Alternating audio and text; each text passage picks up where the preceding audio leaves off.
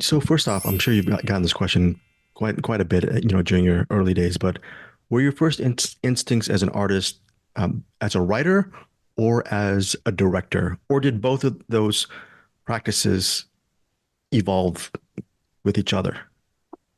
No, I guess I've always wanted to be a director, and it's very difficult to find screenplays here in Mexico. And since I wanted to be a director and I didn't have any, stories, I had to start writing. So that's how it came about. And yeah, I mean, I don't know if I'm a good writer or not, but I try to write my own stuff, and I've done it since I was in college, and I had to write my short films and then my feature films. Even though I have a writing partner for my feature films, yeah, it's something. I also, now that I'm at this point in my career, I really like writing my own stuff because it comes from what I want to tell and not necessarily from what someone else wants to tell. Even though I can find a story that I like and make it my own, or find something that I can connect with,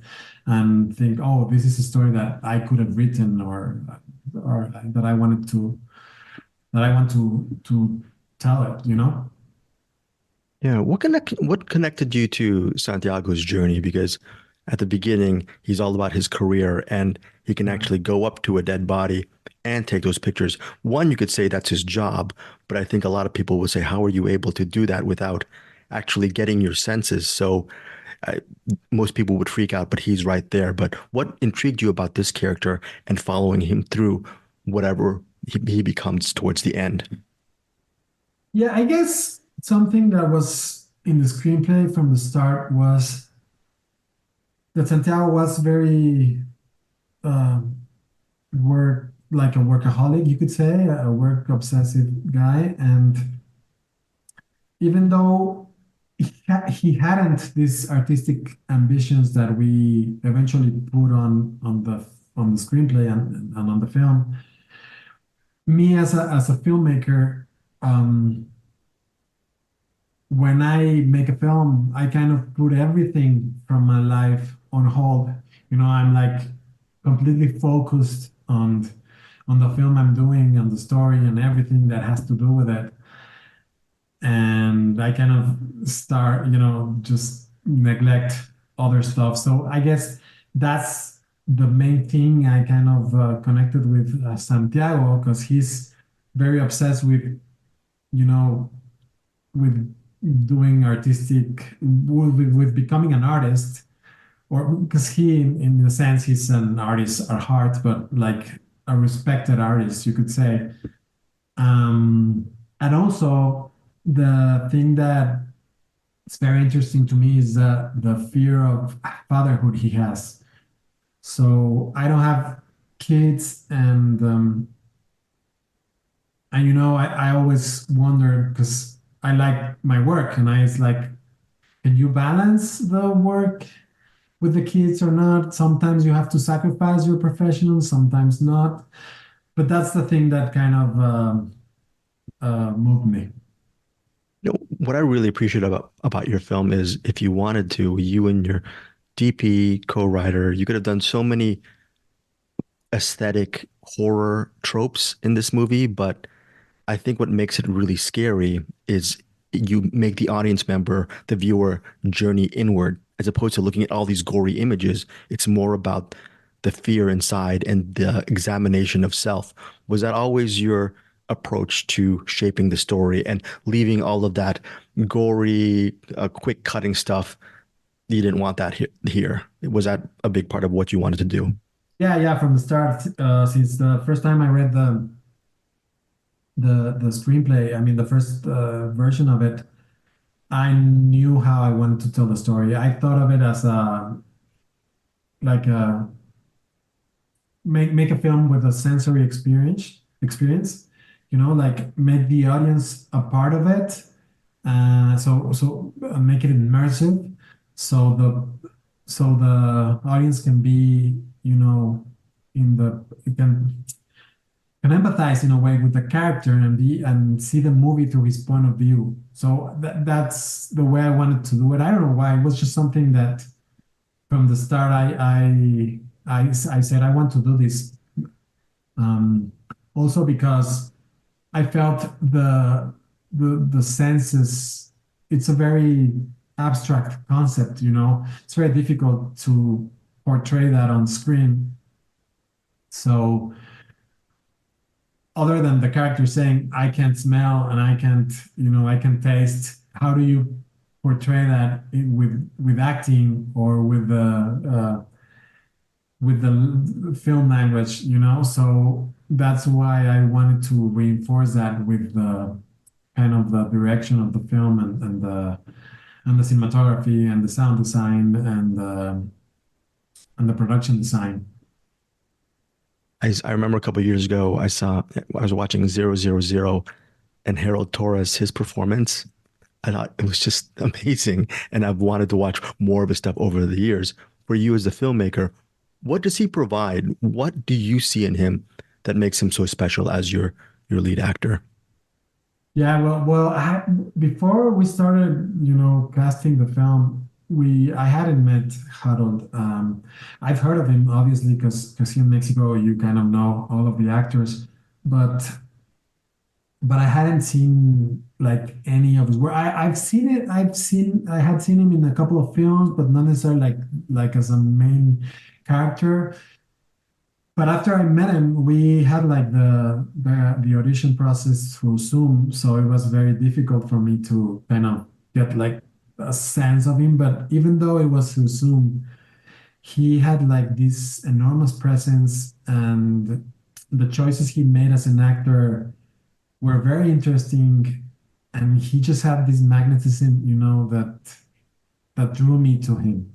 So after I had this session, I went and saw 000. And after I saw 000, I like, my God, he's an incredible actor. What an actor. He has to be on the film. And yeah, I mean, when we started working together, I could tell that he's a very intense actor. So he brought this intensity to the character, and he's very committed, and he does his homework, and he has a lot of ideas and a lot of questions. Uh, and he's very, you could say, very hyperactive. So it was very interesting working with him. And I think he brought all this many things because when you're writing a character, well, you kind of put yourself in the character's place, but not as an actor. Actors embody these characters and they have to feel what they're feeling and they have to sense what they're sensing and everything. So they can get a sense of things you might not have seen. So it's very interesting the way Harold, um, for example, one of the most difficult things for him was the sense of touch. We had written it differently, but then we started talking about it and we took a creative license because, for example, he couldn't have be able to walk normally if he doesn't feel the floor, you know. So we were like, no, how is he gonna act half of the film like this? So we kind of took that license and said, okay, okay, let's start it doing gradually. And that's why at the end of the film he starts like having trouble walking. So we just moved it from the first scene where it had to be. But yeah, he brought like these ideas and this presence and this he made the character empathetic in a way, even though he's selfish. So I think he brought humanity to the character, which was very important for us for the film. Thank you so much for your time. Final question is right off the top of your head, can you name one of your all-time favorite films? And what is it about this film that is special to you? And we're gonna hopefully pick that film and recommend it to our listeners. Well, the difficult I question. saw it. Yeah. Pardon. Because Yeah. you want it to be, because my all-time favorite film is The Big Lebowski. So I don't know if you want like a more horror-oriented film. I could say my favorite horror film is Halloween. Halloween, I really love Halloween. I saw it for the first time. It's not the scarier because I think I maybe not the best. The best horror film is for me is The Exorcist, but my favorite is Halloween because I saw it when I was a kid and I remember watching it on TV. I'm getting really scared and I was like, I don't know, 8, 9, 10 years old. I was very young and since then I became obsessed with it. I watch it every year. Every Halloween, every October 31st, I watch Halloween again. And after when I grew up and wanted to become a filmmaker, I became very interested in John Carpenter because he's also, I think, the best horror film director of all time. And the way he made his films with very little money, I mean, at first, with very little money, and that film especially, and how he came about to doing it, and how he had only like $300,000, and it was a very simple idea, and how he made it,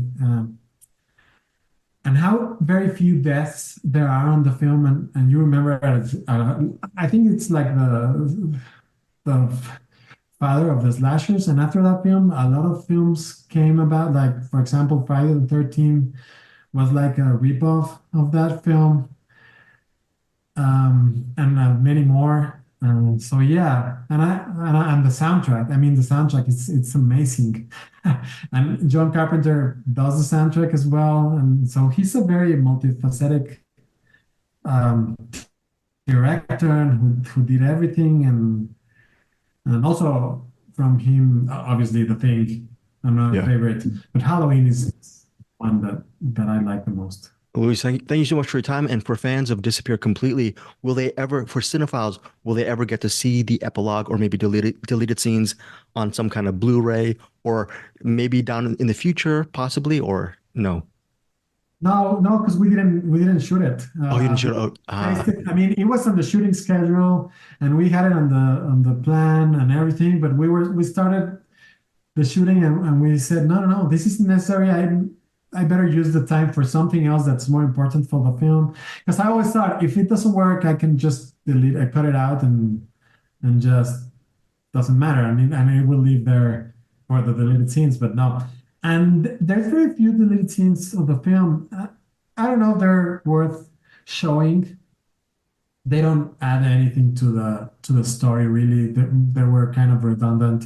So it's like I don't. I mean, this is the film that's right, gonna be there forever. I don't know if I will ever release that. I think there's maybe one or two deleted scenes, but they don't add much. right. Luis, again, thank you so much for your time. Really love your film. Thank you very much.